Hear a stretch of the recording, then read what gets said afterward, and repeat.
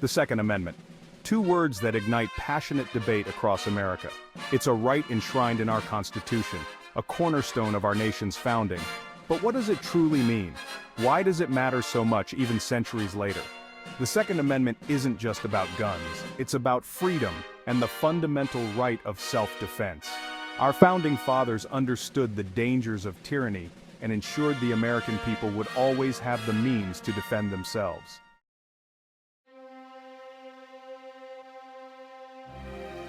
Today, that right is under attack.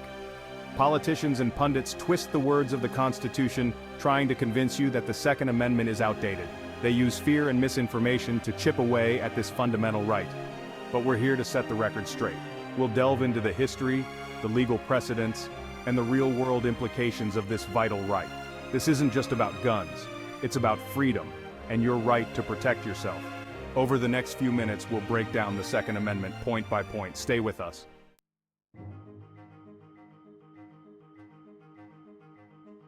To understand the Second Amendment, we must first delve into the historical context from which it emerged. The late 18th century was a time of immense political and social upheaval. The American colonies had just won their independence from British rule. The Founding Fathers, influenced by the Enlightenment, sought to protect individual liberties against future tyranny.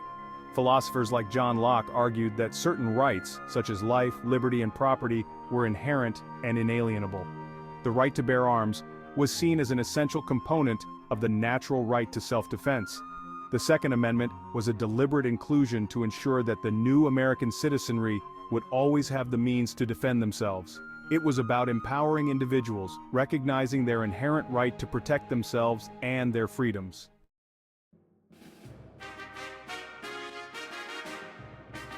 Over the years, the Supreme Court has played a pivotal role in interpreting the Second Amendment. One of the most significant cases is District of Columbia v. Heller in 2008. This landmark decision clarified that the right to keep and bear arms is indeed an individual right. Another crucial case is McDonald v. City of Chicago in 2010, where the Supreme Court held that the Second Amendment applies to the states. These decisions underscore the importance of the Second Amendment in safeguarding individual liberties.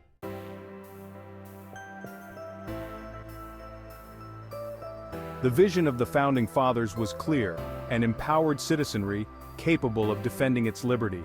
Thomas Jefferson famously stated, "No free man shall ever be debarred the use of arms." James Madison wrote about the importance of an armed citizenry in the Federalist Papers. The term well-regulated militia referred to something being in proper working order, not government-controlled. Thus, a well-regulated militia was one that was well-prepared and well-trained, consisting of ordinary citizens ready to defend their rights. This vision of individual empowerment is foundational to the American identity. The Second Amendment is a testament to the enduring principle of self-reliance and civic responsibility.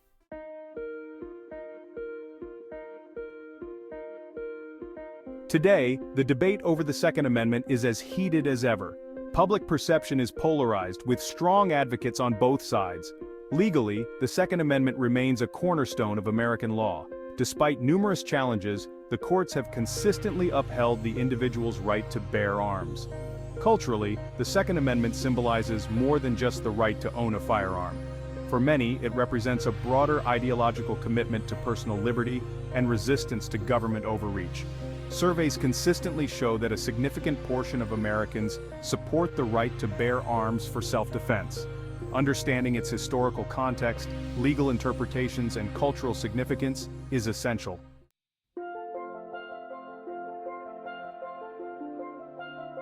The Second Amendment's wording is often twisted by those seeking to restrict gun ownership. They latch onto the phrase, well-regulated militia, claiming it limits the right to bear arms to a select few. In the late 18th century, well-regulated meant something that was in proper working order. A militia wasn't a standing army, it was composed of everyday citizens. The Second Amendment enshrined this principle, ensuring the people would always have the means to resist tyranny. The Founding Fathers feared a powerful central government and a standing army that could oppress the people. The Second Amendment is about the ultimate check and balance on government power, an armed citizenry capable of defending its own freedom.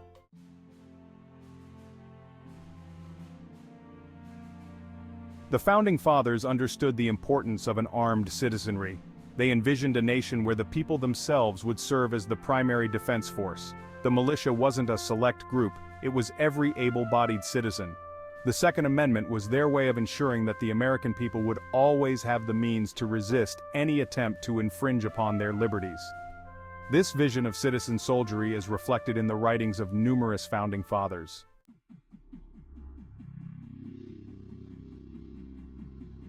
Today, the Second Amendment faces constant assault. Opponents engage in deliberate misinterpretations, attempting to redefine its scope and purpose. They argue that our modern society no longer requires an armed citizenry. This argument ignores the fundamental principle underlying the amendment. The right to self-defense is timeless. These distortions are often fueled by fear-mongering and emotional appeals.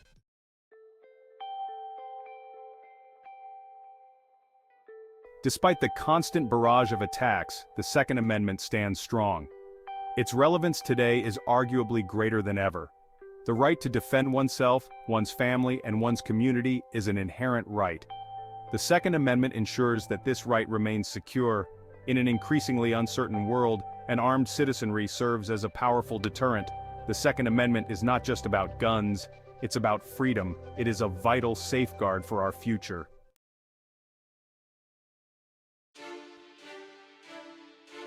The AR-15. Just mentioning its name stirs up controversy. Gun control advocates call it a weapon of war, claiming it's too dangerous for civilian ownership. They flash images of its black synthetic stock and pistol grip on the news. But they won't tell you the truth about this popular firearm. The AR-15 is a semi-automatic rifle, firing one bullet with each pull of the trigger. It's not a machine gun. It doesn't fire bursts of bullets. The AR platform is modular, customizable with different accessories. This adaptability is part of its appeal, from home defense to hunting. But those accessories don't change its fundamental function. One trigger pull, one bullet fired.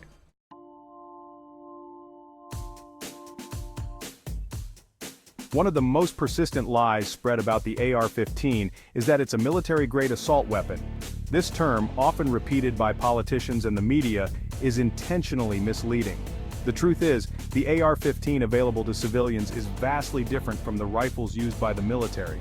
The military version, often the M4 carbine, is capable of fully automatic fire, a feature strictly regulated and generally unavailable to civilians. Furthermore, military rifles often utilize different barrel lengths, muzzle devices, and even ammunition types compared to their civilian counterparts. The term military grade itself is misleading when applied to firearms. It suggests a level of quality and lethality that's simply not accurate. Many civilian firearms are built to extremely high standards, exceeding the durability and reliability of some military-issued weapons. This deliberate misinformation campaign serves one purpose: to make the AR-15 seem scarier, more dangerous, and therefore more justifiable to ban. They want you to believe that owning an AR-15 is somehow akin to owning a machine gun or a military weapon. Don't fall for it. The AR-15 is a semi-automatic rifle, owned and used responsibly by millions of Americans.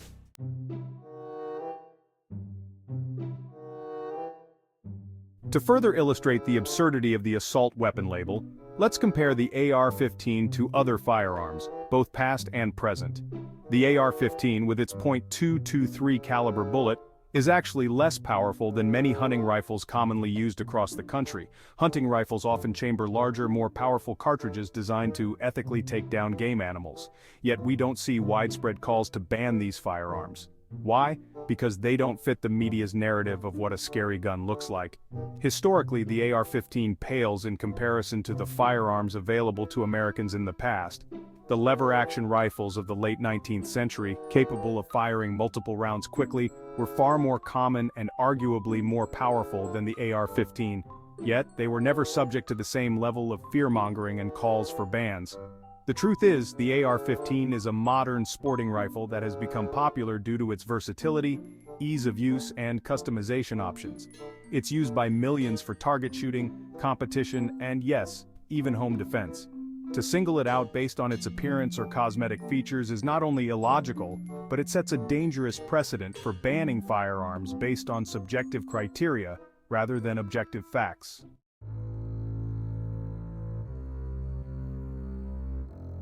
Section 4. Protecting your rights, standing against the assault weapons ban. The push to ban so-called assault weapons like the AR-15 is, at its core, an attack on the Second Amendment. It's an attempt to incrementally chip away at the right to bear arms by targeting specific types of firearms deemed politically inconvenient. Don't be fooled by the rhetoric. These bans are not about safety. They are about control. They are about disarming law-abiding citizens while criminals who don't obey gun laws will continue to acquire and use firearms illegally. If they can ban one type of firearm today, what's to stop them from banning another tomorrow? The slippery slope argument is not a fallacy when it comes to gun control. It's a reality we've seen play out time and time again. It's crucial that we stand firm in defense of our Second Amendment rights. We must push back against misinformation, challenge misleading statistics, and educate our friends, family, and elected officials about the truth. The right to bear arms is not about hunting, it's not about target shooting, it's about freedom. It's about ensuring that the American people always have the means to defend themselves against any threat to their liberty, foreign or domestic. And that right, enshrined in the Second Amendment, is worth fighting for.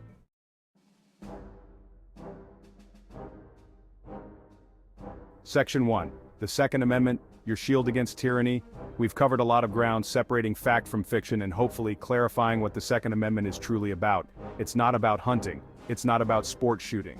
It's about freedom. It's about the fundamental right of self-defense, a right that is inextricably linked to a free people's ability to resist tyranny. The Founding Fathers understood this implicitly. They had just risked their lives, their fortunes, and their sacred honor to overthrow an oppressive government. They knew that power corrupts, and that a government unchecked, a government that does not fear its own people, is a government that will inevitably become tyrannical. The Second Amendment, then, is the ultimate safeguard. It is the people's insurance policy against a government that forgets its place, a government that seeks to transform free citizens into subjects. It is a stark reminder that the ultimate power in this country rests not with those who hold office, but with the people themselves. This principle is just as relevant today as it was in 1776. In an age of ever-expanding government, of encroaching bureaucracy, and of attempts to silence dissenting voices, the Second Amendment stands as a bulwark against those who would seek to consolidate power and control.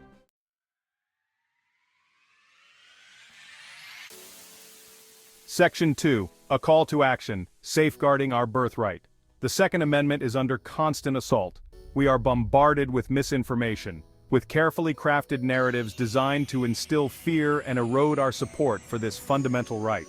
They tell us that the AR-15, a rifle owned by millions of law-abiding citizens, is somehow more dangerous than other firearms. They tell us that the Second Amendment is outdated, a relic of a bygone era. They tell us that we are safer without the means to defend ourselves. Don't believe the lies, don't buy into the fear. The right to keep and bear arms is non-negotiable. It is our birthright as Americans, a right that was hard-won and must be fiercely defended. This defense starts with education. We must be armed with the facts, with the historical context, and with the legal precedents that solidify the Second Amendment's place as a cornerstone of American liberty. We must be prepared to challenge the misinformation, to debunk the myths, and to expose the true motives of those who seek to disarm us. But education is not enough. We must also be politically active. We must hold our elected officials accountable, making it clear that we will not tolerate any infringement on our Second Amendment rights. We must support organizations that are fighting to protect our rights, and we must be vocal in our opposition to any and all attempts to restrict our access to firearms.